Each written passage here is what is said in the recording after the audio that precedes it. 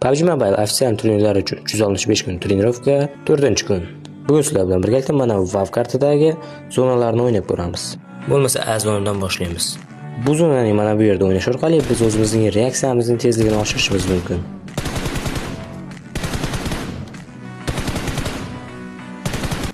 Mana bu yonda nimalardir yuribdi deyishlari mumkin. Bu narsalar bizning pritselimizni to'g'rilashga yordam beradi. Ya'ni mana bunday.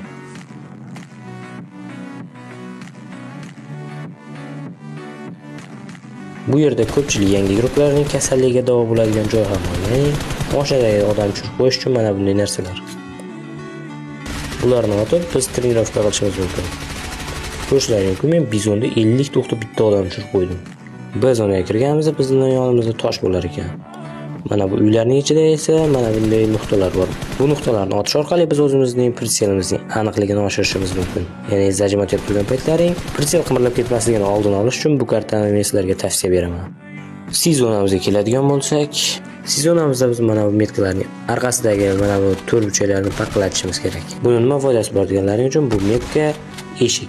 Eshikning ortida esa odam. Ya'ni bilsalaring kerak, turnirda ko'pincha bo'lib qoladi, eshikning ortida odam bo'ladi. Lekin qanday otib kirishga bilmaysizlar. O'shanda bir yo'l eshikni buzib, odamni otishni o'rganamiz bu partida.